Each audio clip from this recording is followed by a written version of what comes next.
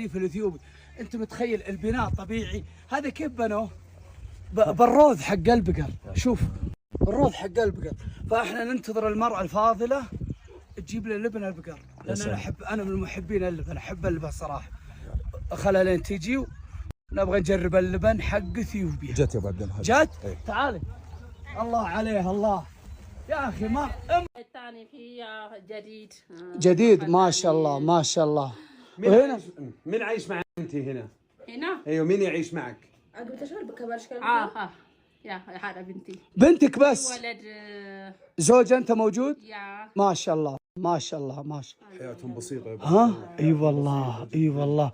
دائما عبد الله لما نشوف الاشياء هذه نحمد الله على النعمه اللي احنا فيها وان عايشين بخير، وان الله يحفظهم ويعطيهم. هذول ناس بسيطه يا ابو عبد الله. كيف حالك؟ ودائما عبد الله دائما احنا لما نجي زي هالاماكن البسيطه دائما نشكر الله على النعمه اللي احنا فيها. قول لي بفضل الله ولاة امرنا ان عايشين بنعيم وخير، اللهم لك الحمد. بيوت حلوه ومستورين الحال. اي والله. شوف يا ابو عبد الله هذا الحوش.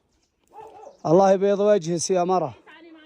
ها وين؟ يقول لك تعال ما شفت شيء يا ابو عبد الله، تقول انت ما انت برايح من هنا لين تشوف البيت كله. هذا ايش؟ علامات هنا هذا ملك حيوانات. انت ايش شغل؟ هذا يا حليله. مع الشعب السعودي عايشه ببيت سعودي. اول سعودي ما في عندي عايشه كيف سعودي؟ بعدين باجي هذا سويت فدا. كيف انت شوف سعوديه كيف شوف. اي لوف اثيوبيا. شكرا والله شكرا والله اللي لامس.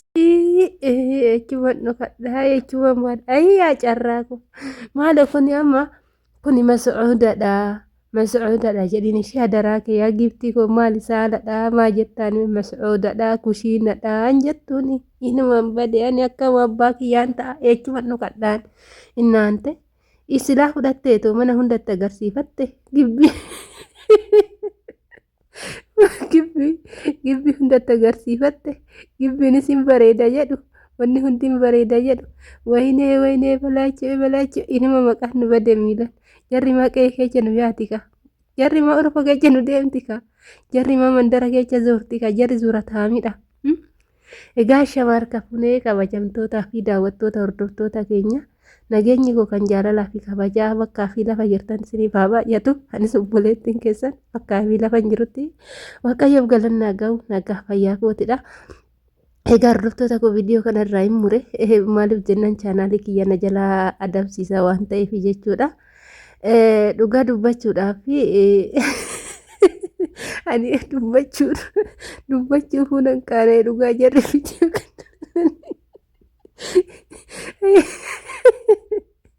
maaluma dubbannaka እናንተ ማኮልፊታ ወሌ ናኒ jedhina dhugaa rabbi ilaa kana ni dhibu bakka biraa manni aaddisiin injiraa aaddisiin ijaaramaa jiran jenne silaa goote maa mana aaddisiisan ittiin agarsiisne silaa goote bakka magaalaa timaatti agarsiisne ani kan jedhu kuni mas'uudadha kushiinadha kinoo mas'uuda ala wanni magzanaadha jedhiitti migaa giftii ko silaa goote waan ta'eef kuni magzanaadha yeroodhaaf itti dhufne malee kuni magzanaadha sin jiraannu iddoo biraa jiraanna jettee ni jirtaa mitire kush bareedduu keenya bagatti agarsiifte gibbii bakka horiin keetillee bullee bagatti agarsiifte jarri amma laali qotiyyoo tokko sii bitu sababa mana kanatti agarsiiste fookassaa limaatii tokko wayne hareera keenya immoo dhugan libanii isaanii kan bakka urfaa fidanii bishaan itti naqanii cambansan osoo hin taane orijinaala isaan kennitee birta garuu wanni badee beektaa jookii biffee jookii baraa sanitti dooqiccee fi kennitee fi jiraatte kan caalu staayitii guddaa argatta jechuudha. Innaa immoo beektaa uffata kee keessa jechuudha xooshmaashaan qabdu turtee saruutu oduu safaa kaawwattee harmi kee ol jedhee jiraate ebadee ayiloofii Itoophiyaa ababaalleen kennitaniif ebanni nama qashidha Itoophiyaa jechuun ijoollee ebadee naante gini bagan Itoophiyaatti dhaladhe waan fedhes haa ta'u waan ofiitiin kan hin qaanofne waan keenya kan boonnu jechuudha. Durii jedhame naante Saudiin tuni ani baadiyaa hojjedheera baay'ee jechuudha. Baatii lamaan hojjedhe baadiyaadha. Wanni tokko hin jiru manni hin jiru urufa saree fi adurree bichaa guute naannoo sanii jechuudha. Inna baay'ee nama sodaachisaa kan bineessillee yaa'a jechuudha. Baay'ee dhugaa isin jedha gana akkan hin jedhamne nama sodaachisa. Achi maaltu jira naannoo sanii maaltu jira osoo jedhe masgiida takka bichaatu jira jechuudha dhugaa የሚገርማችሁ እና masgiida saniyyuu baqa isheenni dhufee azaanu hin jiru hin azaannamu jechuudha. Injiru jechuudha baay'ee baadiyaa badoodha እና jaartii sun natti himti manni isaanii gimmaashni tokko kan dhoqqeedhaan akkuma biyya keenya kanatti laxxafameedha jechuudha. Innaa amma Saudiin waggaa 20 dura jedhani waggaa 30 dura jedhan hiyyeetti turteedhanii dhugaa dubbachuudhaaf Itoophiyaarraa nyaanni minaaminni dhufaa fi Itoophiyaatu arjoomaa fi ture hanarra akkanatti guddattee biyyi ishee arjaa taatee qabeenya godhatanii mana akkanaa argatan amma bakka dhiyeenya waggaa 30 waan hin guunnedha jedhanii jettee jaartii sunnatti himtu bishaan akka durii akka ammaa kana mana keessa hin jiru jette jaarkaanii baachuu hin beekanii bira distiidhaan waraabnatti urufa mataa irratti baannee galla jette horoonni sin jira qonni sin jira horii saniifillee marga faa haamna jette haala saniin jiraachaa turre amma jijjiirrame malee durii akkanaa miti amma kunoo bakka haalli jireenya walumaa galatti akkana hin turre amma biyyi keenya qabeenya godhattee jettee lafa mana isaanii kan dura jechuudha bakka kan akaakilee isaanii natti agarsiiste bakka mana goojjoo wayiiti onni isaa hin jira ona isaa bira nageechite goojjoo wayiiti jechuudha. Innaa wanni kana sinin jedhee fi yeroo tokko amma nuti biyyi keenya waan akkanatti haftuu nutti fakkaachuu danda'a malee jijjiiramni ni dhufa jechuudha. Baay'ee jijjiirameera biyyi keenya baay'ee amma tuni micayyoon manni itti agarsiiste kun mana duriiti mana duraanii moofadha malee yeroo amma manni baay'ee babbareedaan ijaaramaa jira jechuudha Itoophiyaa keessatti dhugaa dubbachuudhaaf haalli jireenya istaayiliin Itoophiyaa kana caala garuu yoo jarrillee akka carraa kan namatti dhufan ta'e iddoo gaarii fi waan gaariitti agarsiisuun immoo biyya ofiitii kabajaa kennuudha. Kanaaf waanuma argitanitti fiiginaadha.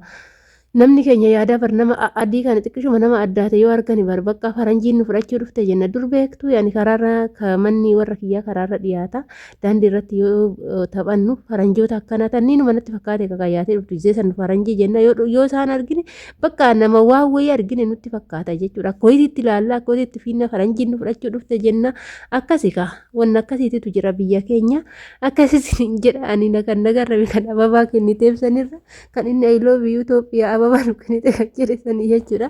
Inna jaalala biyya keenya waanuma qaban itti fakkaatu erga jaalala biyya keenya qabaatanii nutti illee jaalala agarsiisuu qabu turanii asitti nu dararaa akka barbaadan nu godhaa nu jiraachifachaa jiru garuu kan osin jedhu hundaa miti fakkeenyaaf amma ijaarri kiyya kuni galata waaqayyoo anaaf nagaa qabu jechuudha. Hundaafuu waaqayyo haa galatoomu immoo ijoollee tokko kan baay'ee dararamanii nyaata illee dhabanii rakkatan hedduun jiraachuu danda'u baay'eetu immoo bu'aa jira Saudiin akkana nu goote jedhanii jechuudha. Innaa akkasiidha obboloota koo viidiyoo kana jalatti namoonni hedduun maqaan nu badee jettaniiti koomentii kan barreessitanii wanni maqaan nama baduuf hin jiru jechuudha. Maaliif jennaan haadhaa fi biyya ofiitti hin qaana'anii waan ta'eef haadha teecha nama ni fokkatte haati tiyya hin bareeddu nama footti mul'achuu hin qabdu yoo namni si argee ani nama fuulduratti nan qaana'a jettanii haadha keecha sanii tuffattanii hin dhoositu hin dhoositan biyyillee akkasuma jechuudha. Biyya jechuun haadha jechuudha. Haadha jechuun immoo biyya jechuudha. Kanaaf biyya keechaniin hin qaana'inaadha waan qabaniin boonadha hundumtuu wanna biyya lafaati malee biyya samiitii miti waan ta'eef wanti nama dhiphisuu qabuuf wanti nama maal yoon kana hojjedhe lubbuun koo eechadhatti jennee dhiphannee qaana'uu kan qabnu kan samii sanii waaqa keenya fuulduratti waan hin taane dhaabbachuu qaana'uu qabna malee nama fuulduratti waan tokko dhaabbachuu qaana'uun dogongora guddaadha isiniin jechuun jaalladha hin dhiphatinaa jechuudha waan qabaniin boonudha bakka biyya mana isaaniitti illee jiran biyyi keenya akkana iyyummaa kana injifachuuf biyyaa baane malee waa biraa miti jenne itti himuudha malee wanni nu qaanichu tokkollee inna waan qabaniin boonanii ittiin kooruudha malee amma bareenni jiraa kun manni isaanii bareenni jireenyi isaanii bareenni wanni nama hawwatu kun hundumtuu biyya keenya galee nu faana keenya ta'uu hin danda'u jechuudha. Isuma bushaa har'a jarri keessa deemanii ilaalasantu keenya ta'e kan isaanii ilaala amma fakkeenyaaf kushiina kana ilaala nutu dhiqee tartiibatti godhee bareecha malee ilaala akka jiru fokkataan bareenni isaanii bare tartiiba hin beekanii waa tolchuu hin beekan nutu bareecha mana isaanii nutu dhiqa mana isaanii kanaaf bareeda isaanii ilaaltanii bushaa keenya hin tuffatina isa bushaa keenya santu bareeda keenya ta'eetoo mul'ata malee bareenni isaanii kun immoo keenya ta'ee mul'achuu hin danda'u nafirraa kooti waan ofiitiin boonudha xiqqishuu saataatu bushaa waa fokkatu jechuudha maaliif nuti fokkattuudha jennee qaama keenya keessaa jibbuu hin dandeenyu ta'a waan ta'eef biyyi keenyallee fokkattuudha jennee jibbinee biyya ormaatti hafuu hin dandeenyu ishuma fokkattuu santu keenya waan ta'eef ijoolleen koomentii hin taane yaada hin taane barreessitan biyya keechan hin tuffatinaa biyya keechanitti hin qaana'inaa biyya keenya nama akka kiyyaatitti biyyi itti dhaladhe biyya kooti bakka haadha kooti biyya kooti kanaafuu wanni naqaan jechu tokko hin jiru wanta takka jechuudha waan fedhe haa ta'u waan fedhe haa jedhan jechi isaanii umaanatti laxxafama sitti illee unaan jedhan egaa kana fakkaata waan wajjin turtaniif ulfaadhaa galatooma turtii gaarii siniif haa ta'u baay'ee.